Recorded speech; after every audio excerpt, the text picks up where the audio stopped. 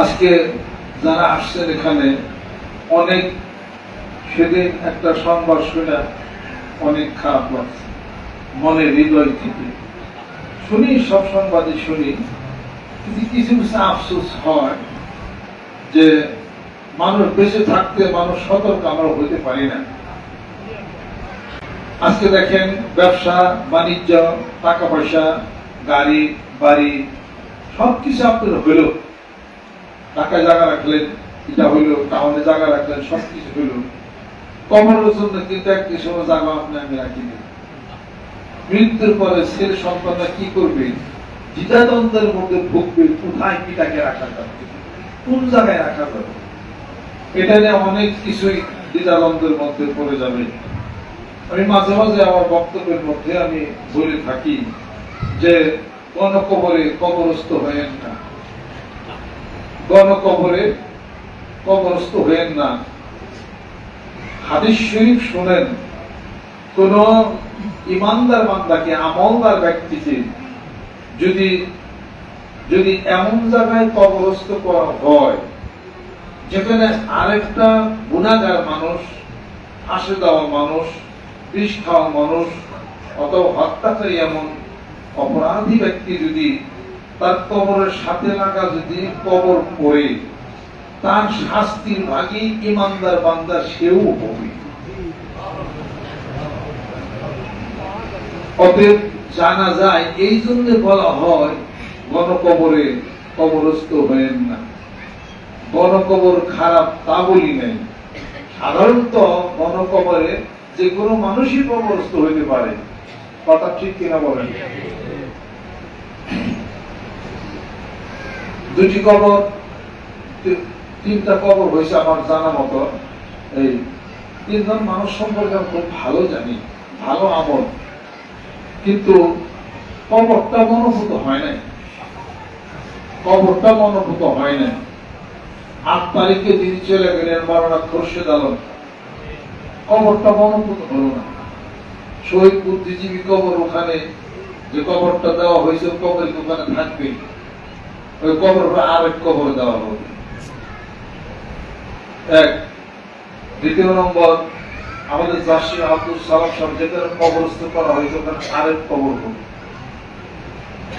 ৩ নম্বর, সিদ্দিকী সাহেবের স্ত্রী যেখানে কবরস্থ করা হয়েছে ওখানে আরেক কবর হবে। অথচ ৩ জন মানুষের তরিকার জন্য অনেক নিবেদিত প্রাণ, আমাদের ভালোবাসার মানুষ, এবং আমরা কামনা করি তার নিজস্ব একটা জায়গায় যদি সমাহিত হতেন তাহলে ওই কবরটা চিরদিনই ঠিক থাকতো, ছেলে সন্তান দেওয়া ওখানে জিয়ারত করতে পারত, অনেক ভালো হতো সেটা। কথা ঠিক কিনা? ওয়াজ শোনা এক জিনিস, ওয়াজ সাথে নিয়ে যাওয়া আলাদা এক জিনিস, নামাজ আদায় করা এক জিনিস, আর নামাজের সমাজে প্রতিষ্ঠা করা আলাদা এক জিনিস। সমাজে নামাজ প্রতিষ্ঠা করো, সংসারে নামাজ প্রতিষ্ঠা করো। আজকাল অনেক অনেক মঞ্চের টেবিলে বড় বড় নেতা কর্মী যারা আছে, দেশ যারা চালান, ওনারা ভালো বক্তব্য দেন, বেশ ভালো কথা, কিন্তু ওনারা বক্তব্য শেষে ওমা আলাইনা ইল্লাল বালাগও বলেন না, ওনারা বক্তব্যের প্রথমে আউযুবিল্লাহ বিসমিল্লাহ বলেন না।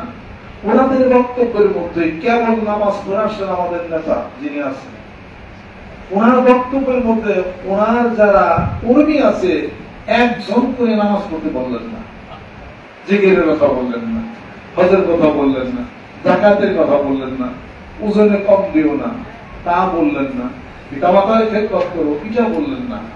বললেন এ দেশকে ভালো করতে হবে, ভোটের নির্বাচন করতে হবে। আর কি বললেন যে আমাকে এবার যদি তুমি নির্বাচন করো তার আমি এলাকার অনেক উন্নতি সাধন করবো। আমার আগে যারা চলে গেছে তারা তো লোক ভালো না, তারা কম চুরি করছে, তারা 4 চুরি করছে। অপোজিশন পার্টির যত দুর্নাম করে গেল, আর নিজের নির্বাচন হলে পরে অনেক কিছু সমাজে সে করবে, অথচ নামাজের কথা বলল না, অথচ নামাজ জামাতে আদায় করে আসছে। প্যাঁচ খাইছে কিনা জোরে বল, প্যাঁচ খাইছে কিনা জোরে বল।